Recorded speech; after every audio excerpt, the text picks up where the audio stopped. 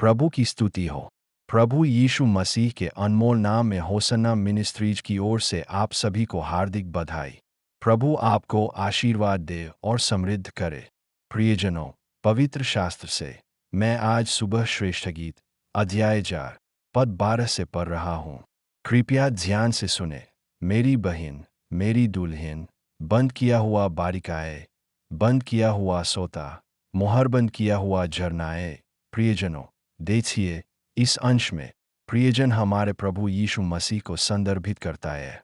यहाँ मेरी बहन और मेरी दुल्हन कलीसिया के प्रतीक है। यहाँ एक समूह, एक कलीसिया उसकी प्रिय दुल्हन के प्रतीक के रूप में दिखाई देता है। प्रियजन सुंदर शब्दों के साथ कलीसिया की स्तुति कर रहा है, यह वर्णन करते हुए कि कलीसिया क्या है। हमने अभी जो पढ़ा है वह कलीसिया का वर्णन करने वाले अनमोल शब्द है। हमें विशेष रूप से इस बात पर मनन करने की आवश्यकता है कि वह कलीसिया का वर्णन कैसे करता है। इसे अपनी दुल्हन, अपनी प्रिय, अपनी बहन कहता है। जब हम पहचानते हैं कि यह कलीसिया जिसे वह बुलाता है वह क्या है और यह कैसी है, तो वह कलीसिया को बंद किया हुआ बारिका और मुहर बंद किया हुआ झरना के रूप में प्रस्तुत करता है। इसका मतलब है कि कलीसिया बंद है, मुहर बंद है। कलीसिया शब्द का तात्पर्य है कि इसे ढका जाना चाहिए, जो यह पद हमें सिखाता है। कलीसिया क्या है? यह दीवारें, इमारतें या कलीसिया के भीतर के उपकरण नहीं है। हम स्वयं कलीसिया है। वह हमसे क्या चाहता है? वह कलीसिया को कैसे प्रस्तुत करता है? वह कहता है कि हमें बंद, मुहरबंद होने का अनुभव होना चाहिए। हमें मुहरबंद होने का अनुभव होना चाहिए। प्रियजनों, झरने को मुहरबंद कहा जाता है। किसी चीज़ को मुहरबंद क्यों किया जाता है? सबसे पहले, जब इसे मुहरबंद किया जाता है तो कोई भी अशुद्ध चीज़ प्रवेश नहीं कर सकती है और नहीं करनी चाहिए। इसलिए मुहरबंद होने का अनुभव होता है।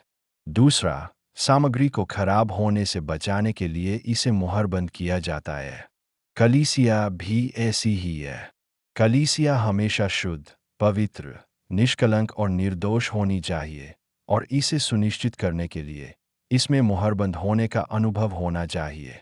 हमारे सभी आध्यात्मिक मूल्य कैसे होने चाहिए? हमारे सभी उत्कृष्ट अनुभव कैसे होने चाहिए? वे सड़क पर फेंकी गई किसी चीज़ की तरह बेकार नहीं होने चाहिए। उन्हें छिपाया जाना चाहिए, मुहरबंद किया जाना चाहिए। यही कलीसिया है।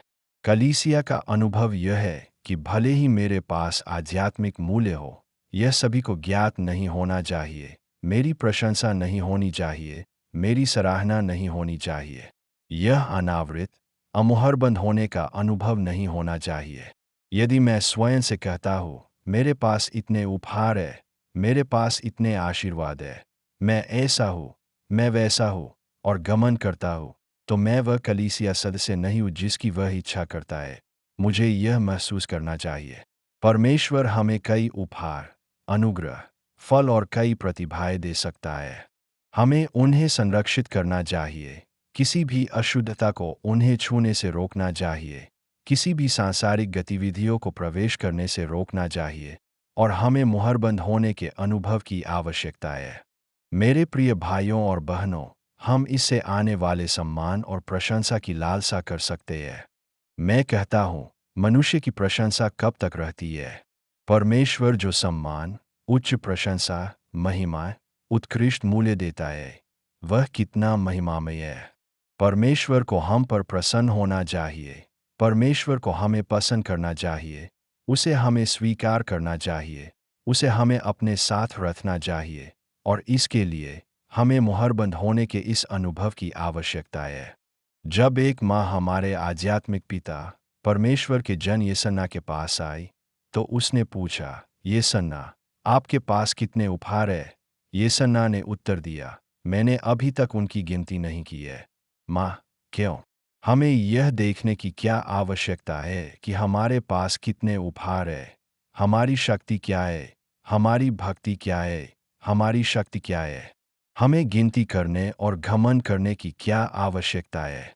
हमें स्वयं से यह कहने की क्या आवश्यकता है, मेरे पास इतने उपहार हैं, मैं इतना महान हूँ, मैं इतना अद्भुत हूँ।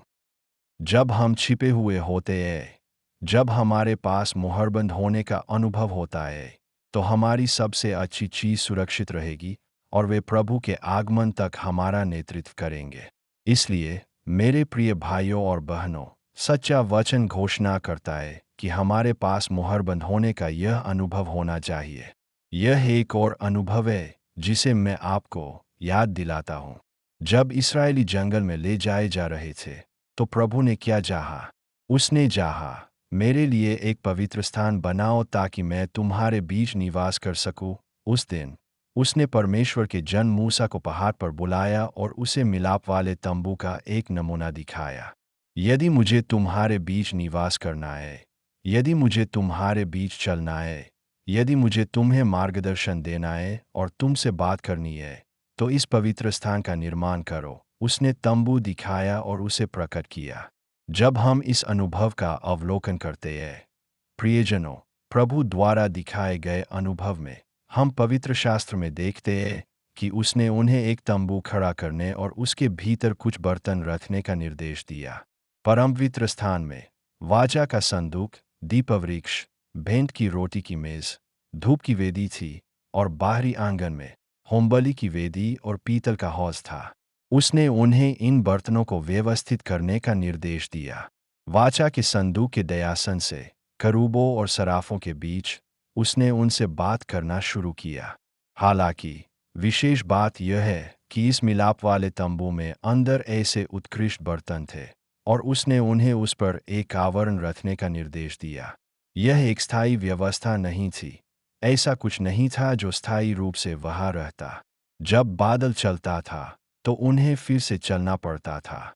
चाहे वह एक दिन हो, 2 दिन हो या एक सप्ताह हो, उन्हें नहीं पता था कि बादल कब तक रहेगा। जब तक बादल रहता था, उन्हें वहीं रहना पड़ता था और फिर उन्हें चलना पड़ता था। इसलिए उस थोड़े समय के लिए उन्हें एक आवरण रखना और उसे सुरक्षित करना पड़ता था। लेकिन जब हम इसके आध्यात्मिक अर्थ का अवलोकन करते हैं, तो इस मिलाप वाले तंबू में बहुत उत्कृष्ट बर्तन थे। उन्हें खराब होने से बचाने के लिए, उन्हें धूल और गंदगी से शुद्ध रखने के लिए तंबू को ढका जाना था। उसने इसे 4 प्रकार की खालों से ढंकवाया। क्यों? हमें 2 बातों का अवलोकन करना चाहिए। पहला, सांसारिक धूल, गंदगी और अपवित्रता को प्रवेश करने से रोकने के लिए और उन्हें शुद्ध रखने के लिए इसे मुहरबंद किया जाना था। दूसरा अनुभव यह है कि इस संसार की बाहरी रोशनी मिलाप वाले तंबू में प्रवेश नहीं करनी चाहिए। मिलाप वाले तंबू के अंदर दीपवृक्ष था और उस दीपवृक्ष पर के दीपक जलते रहने चाहिए।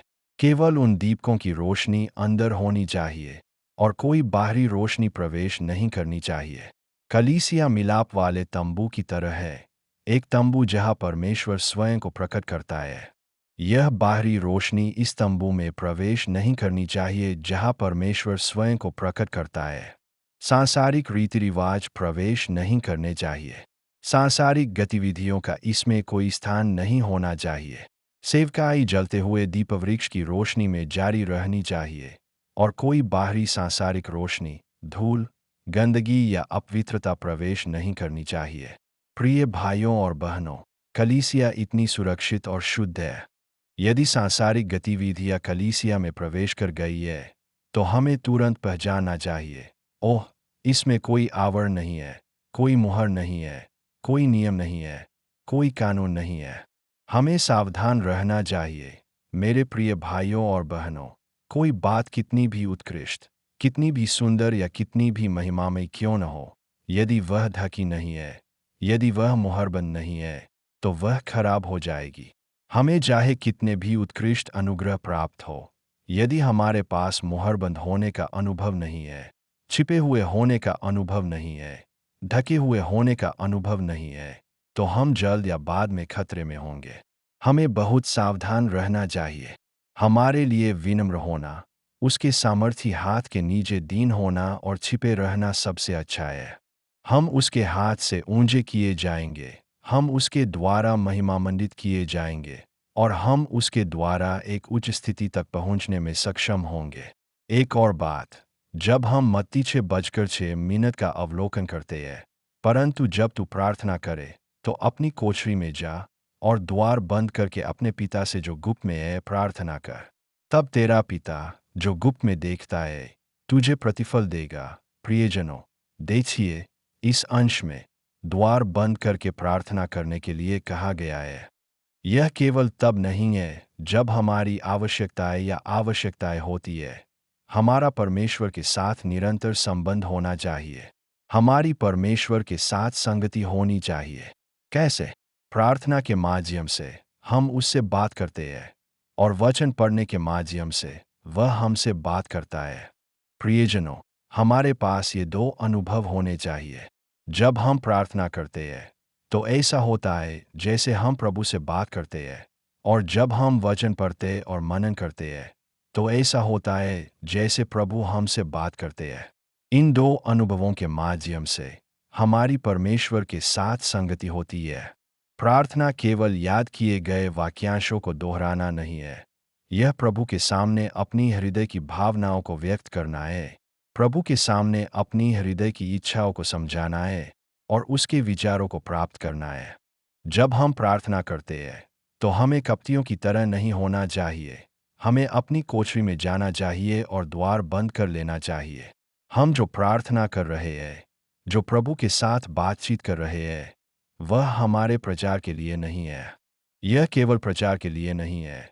यह कहना कि मैं इतने घंटे प्रार्थना करता हूँ, मैं इतने घंटे प्रार्थना करता हूँ, यदि मैं प्रार्थना करूँगा तो यह होगा, वह होगा। मैं आपको एक और बात याद दिलाना चाहता हूँ। हम दूसरों के विश्वास को मजबूत करने के लिए कुछ बातें साझा कर सकते हैं। हम एक गवाह के रूप में खड़े हो सकते हैं। यह कहना एक बात है, मैंने प्रार्थना की और मेरे प्रभु ने ऐसा चमत्कार किया। आप भी प्रार्थना करें और परमेश्वर आपके लिए चमत्कार करेगा। अपने व्यक्तिगत गौरव के लिए स्वयं का प्रचार करना बिल्कुल दूसरी बात है। यह कहना, मैं एक प्रार्थना योद्धा हूँ, मैं प्रार्थना करने वाला व्यक्ति हूँ, हमें इन दोनों के बीच के अंतर को समझने की आवश्यकता है। यदि मेरी गवाही मेरे सामने वाले व्यक्ति को मजबूत करती है, उन्हें विश्वास में स्थापित करती है और उन्हें प्रभु से आशीर्वाद प्राप्त करने के लिए प्रेरित करती है, तो मैं इसे विनम्रतापूर्वक एक गवाही के रूप में साझा कर सकता हूँ और यह गलत नहीं है।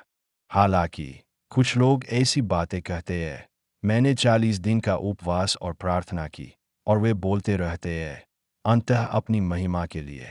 ऐसा नहीं होना चाहिए। हमें अपनी कोठरी में जाना चाहिए, द्वार बंद करना चाहिए और गुप्त में देखने वाले परमेश्वर से प्रार्थना करनी चाहिए, मुहरबंद और छिपे हुए रहना चाहिए। मैं एक बात साझा करूंगा। जब परमेश्वर मूसा से बात करना चाहता था तो उसने मूसा को पहाड़ पर आने के लिए क्यों कहा? यदि प्रभु ने सभा के बीच में मूसा से बात की होती तो क्या पूरी सभा भयभीत नहीं हो जाती? क्या वे सब नहीं सुन लेते? नहीं, उसने उसे पहाड़ पर आने के लिए कहा। इसका मतलब है कि परमेश्वर के साथ आपका संबंध कुछ गुप्त होना चाहिए, सार्वजनिक प्रदर्शन के लिए नहीं। परमेश्वर के साथ आपका संबंध आध्यात्मिक शक्ति लाना चाहिए, न कि सांसारिक पतित स्थिति की ओर ले जाना चाहिए। इसलिए जब आप गुप्त में रहने वाले पिता से पुकारते हैं तो अपनी कोठरी में जाए, द्वार बंद करें और प्रार्थना करें, तब वह आपको प्रतिफल देगा। मेरे प्रिय भाइयों और बहनों, हमें ऐसे अनुभवों को सीखना चाहिए क्योंकि हम उसकी कलीसिया है, हम उसकी कलीसिया के सदस्य हैं, हम उसके शरीर में हैं। देखिए वह अपनी कलीसिया का वर्णन कैसे करता है। मेरी बहन, मेरी दुल्हन, बंद किया हुआ बारिका, बिना फाटकों या मुहर के एक बगीचे की कल्पना करे। कोई भी प्रवेश कर सकता है और मूल्यवान चीजों को बेकार चीजों में बदल सकता है, उन्हें नष्ट कर सकता है। कुत्ते, जानवर और जंगली जानवर प्रवेश कर सकते हैं और बगीचे को बर्बाद कर सकते हैं। बंद किया हुआ बारिका, मुहर बंद किया हुआ झरना, हमारे पास ऐसे अनुभव होने चाहिए। प्रभु हमें उस तरह से अनुग्रह दिखाए। अपने सिर झुकाए, हम प्रार्थना करें। हे अनुग्रह और सत्य से परिपूर्ण प्रभु, जीवन के प्रभु, हम तेरा धन्यवाद करते हैं। प्रभु, हम तेरे शास्त्रों से कुछ बातों पर मनन कर रहे हैं कि हमें तेरी कलीसिया के रूप में कैसा होना चाहिए। हमारी सहायता कर कि हम मुहरबंद, छिपे हुए और ढके हुए हो, ताकि हम तुझे प्रसन्न कर सकें। अपने आप को तेरे कमल चरणों में समर्पित करते हुए हमें अनुग्रह प्रदान कर और तेरे आने तक हमें तेरे सामर्थी हाथ के नीचे दीन रहने के लिए मार्गदर्शन कर। हम अपने आप को तुझे सौंपते हैं, यीशु के नाम में प्रार्थना करते हुए, आमीन, आमीन। प्रभु तुझे आशीष दे और समृद्ध करे। मेरा परमेश्वर तुझे इस पूरे दिन में भरपूर विशेष अनुग्रह प्रदान करे। आमीन। Denek अनुग्रह केतन विनेक संदिशग और अविक अगत्विक संदिशग के लिए कृपया हमारे यूट्यूब का सब्सक्राइब करें।